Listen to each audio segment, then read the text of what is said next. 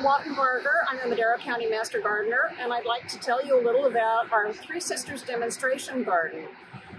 It's located off the back parking lot at our local community college, the Madera Community College campus on Avenue 12. We have a 2-acre site that we've been developing for a number of years.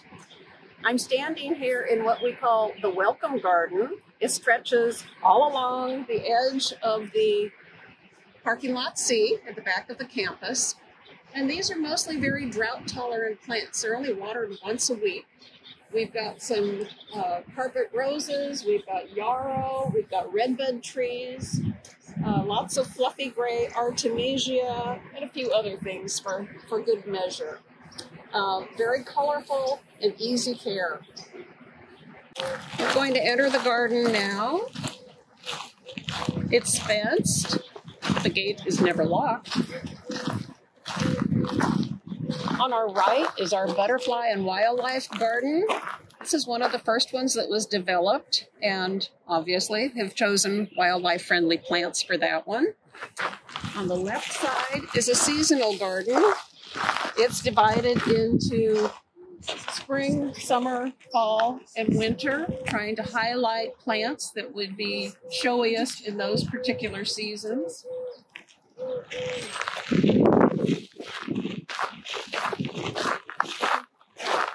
We have an extensive rose garden, quite spectacular when it's in bloom, with a beautiful assortment of roses. We have a whole hedge here of low-blooming, low-growing carpet roses, and then a large variety of hybrid tea roses. We're now approaching the perennial section.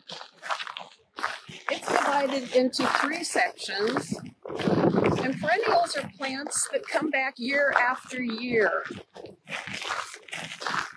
as opposed to annuals that kind of bloom all season long, but then they die. So these are divided into a yellow and orange one, although they're not showing a whole lot of color right now. And there's one outlaw lavender iris right in the front. We need to get rid of him. He doesn't belong in this section. He's sure pretty. The middle section highlights red and pink perennials. And then the far right are the blues and purples. So the purpose of this section, these sections, were to give people an idea of what colors they might want to use in their home landscape and what plants they might be able to choose that would be in that color scheme. So that was the purpose in doing them by color shades. Of course, no garden is complete with just perennials, although those are my favorites. And right behind us is a circular center section that we've just called the foliage garden, because these are all shrubs of different colors and textures. Seems like many people think of shrubs as just being a green, blobby plant. But oh, no, no, no. They come in all different sizes and colors. Many of them bloom. You can see we've got a dark reddish one. There's several that are yellowish. There's a variegated one. There's some that have larger leaves, smaller leaves. There's a huge variety of colors available in shrubbery. This is one we call the patio garden, and again, we're featuring a variety of shrubbery. Several of them do bloom, but we're trying to highlight different colors, different textures. We have a bluish juniper here. There's a very dark red loropetalum, and in the springtime that blooms with bright, vivid pink flowers. It's quite spectacular, and I think it really sets off the chartreuse leaves of this spirea in front of it beautifully. There's a number of variegated shrubs in this section, some of them that are green and yellow, and others that are green and white. And we do have solid green also. We have a, the name is escaping me, but anyway, a green plant that is covered with pink blossoms right now. What's an Escalania? That's right. We have a newly planted Whatever. That one is. And then in pots, we have a variety of succulents. Again, this is a section that was designed to be low maintenance, easy care. So the shrubbery, except for an occasional haircut, if a branch gets a little out of whack, you know, you can cut them back a little bit. But very easy care. And of course, the succulents are tough as nails, but they add a bit of color. In some of the pots over here, we've got blooming ones. The tree behind me is a desert willow, which is another very low water use tree. And it gets lovely, kind of pinky lavender flowers, although it's not quite ready to go. Our bank of pink dripped roses are in glorious full bloom right now. And they really do set off the hybrid tea roses that are blooming behind them. Few of the hybrid teas are past their prime, but they really put on a wonderful and colorful show. As you can see, there's quite a variety of colors. Many of them are the floribundas, that means like clusters of blooms, and some of them are the hybrid teas with the long stems and the single spectacular blooms. And here we are at Kathy Sierra in our fabulous iris section. Right. This is where I spend most of my time. Excuse me, out of the garden. This is our iris garden. We have somewhere between 500 and 600 irises out here, about 100 different varieties.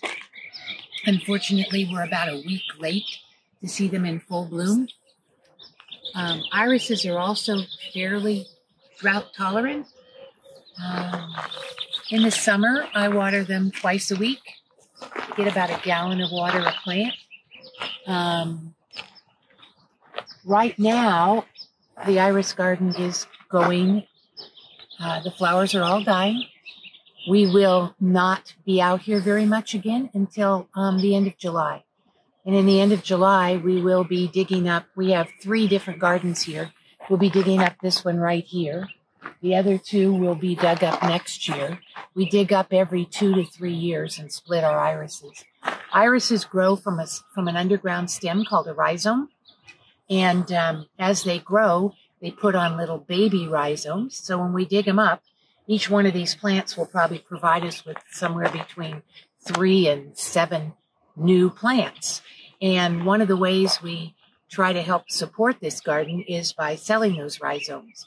In August, we will have a large rhizome sale, and people should then plant their rhizomes probably in late August, early September. You can actually, in our climate, do it as late as October, but we try to get ours back in the ground usually by the 1st of September.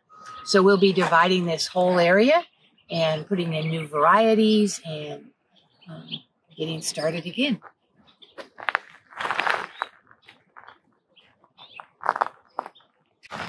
Irises are extremely easy to grow. It's very difficult to kill them. The number one way you can kill them is with too much water. As long as you don't let them get soggy, they'll grow and spread and grow and spread. This is called a water-wise section for obvious reasons. As you can tell, we have a few pots of beautiful cactus here, and I see a couple of them are actually blooming. They put on quite a show when it's their turn. All of these plants were obviously chosen to be very low water use. We have 5 different kinds of grasses. We have a feather reed grass, Japanese fountain grass, or Oriental fountain grass.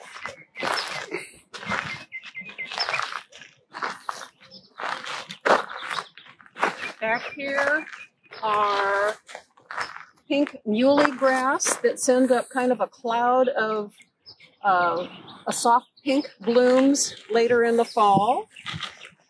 Along this side of the path, we have blue grama grass, blonde ambition.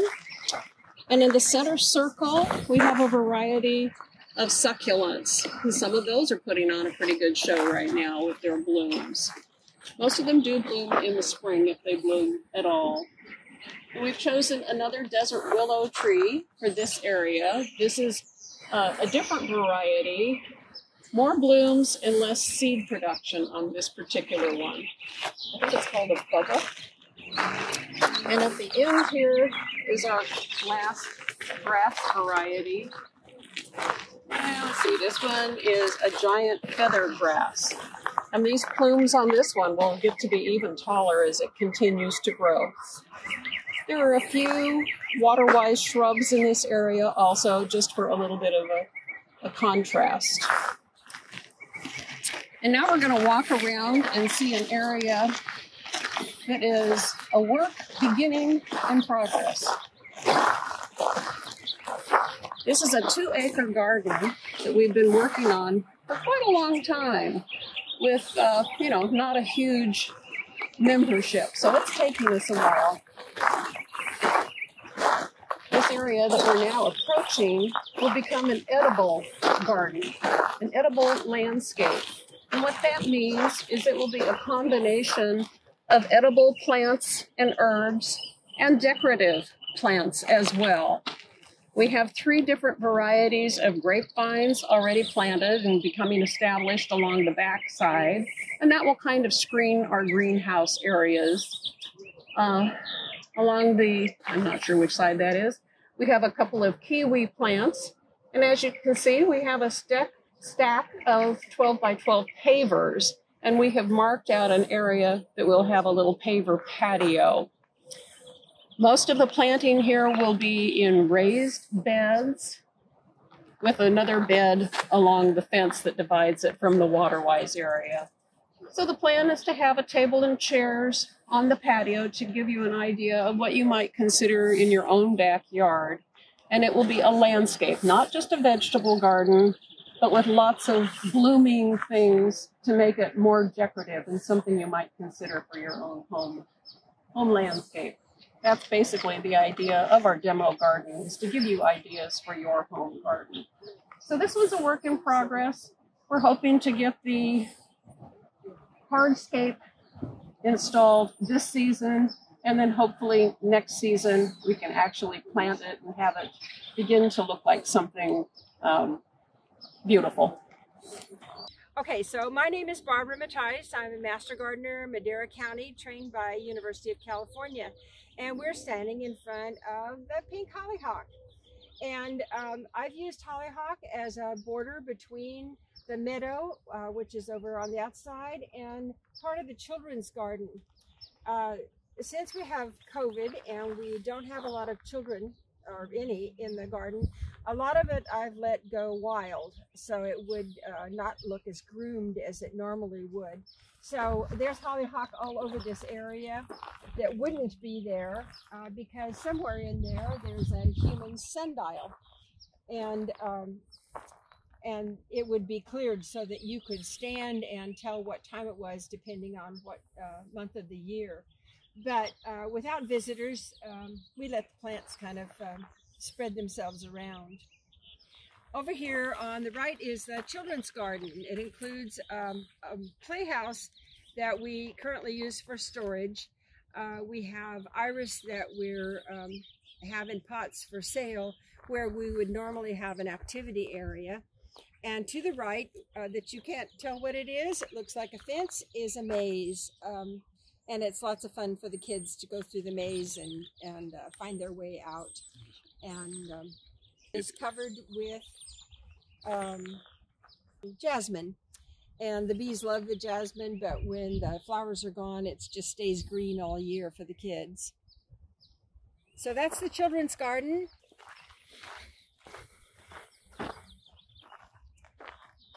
This garden is a California native garden.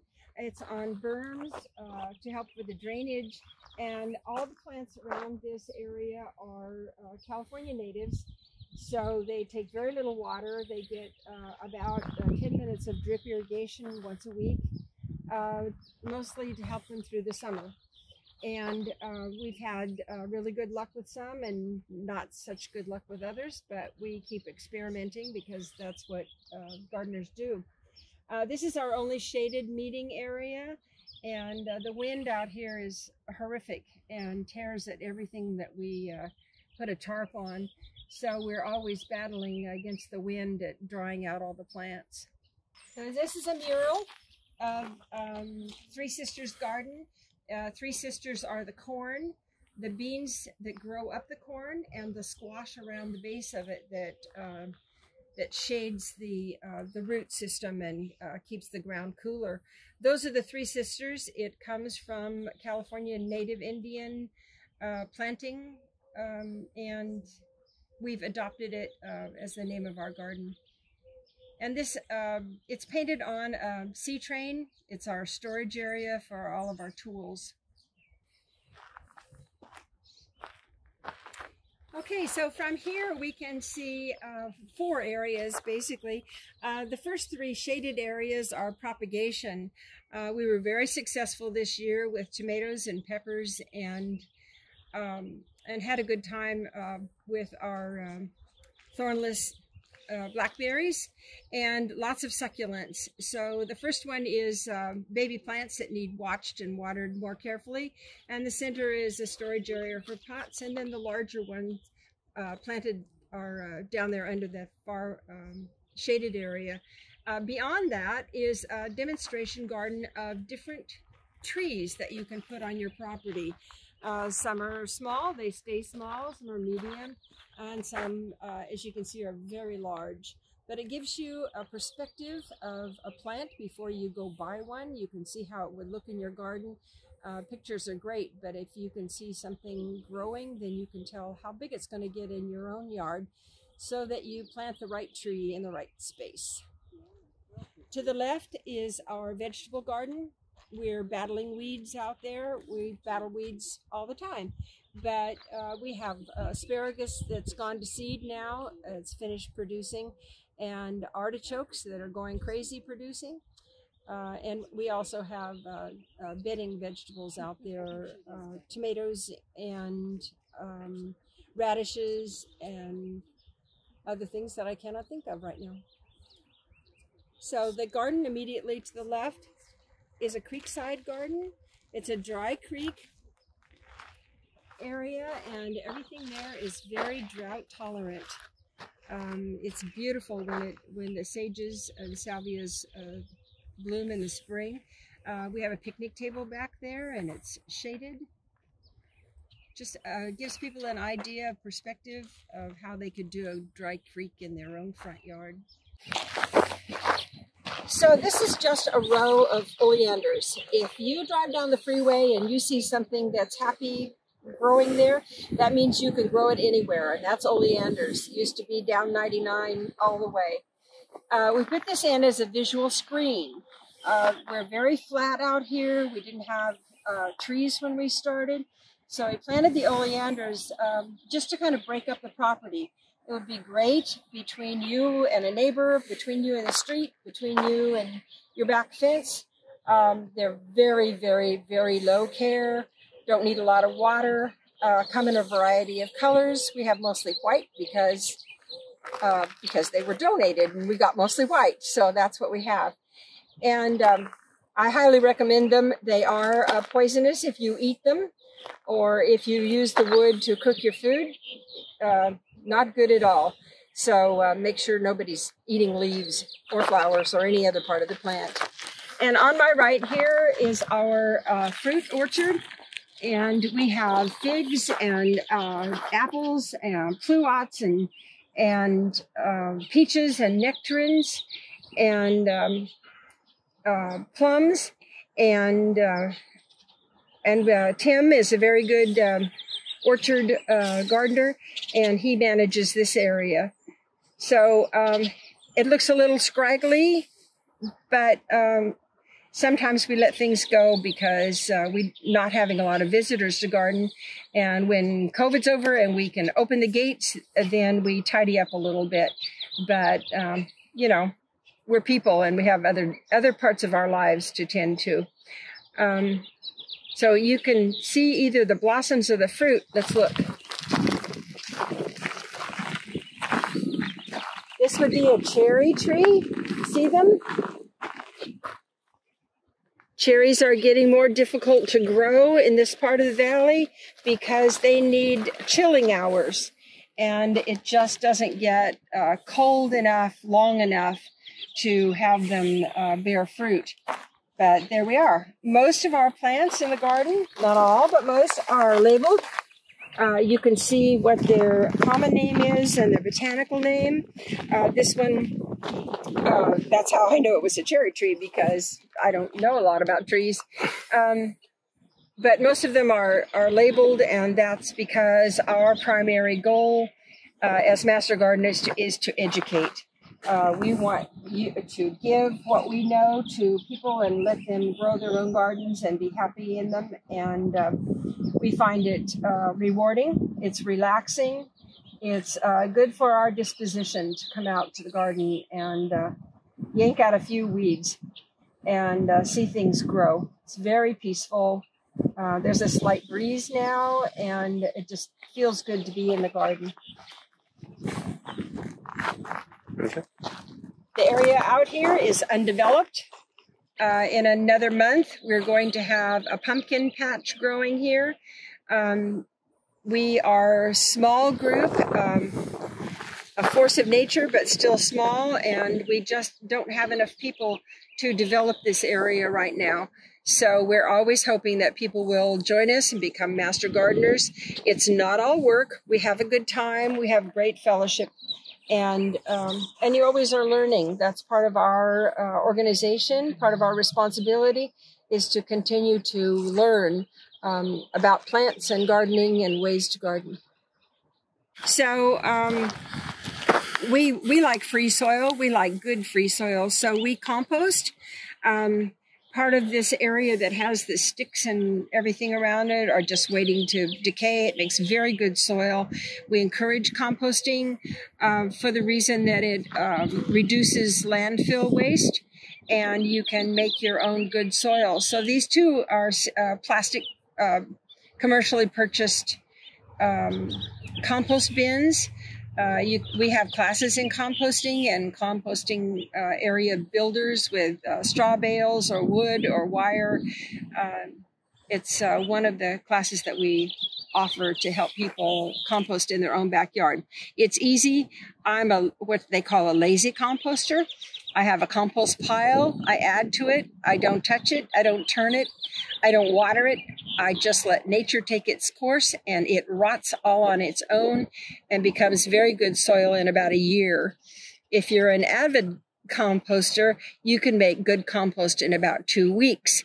Rapid composting means that every day you would turn it, take its temperature, add water, and let the rotting happen faster, and then you have good compost and you can turn it over. Like I said, I'm lazy, so I just let nature do mine.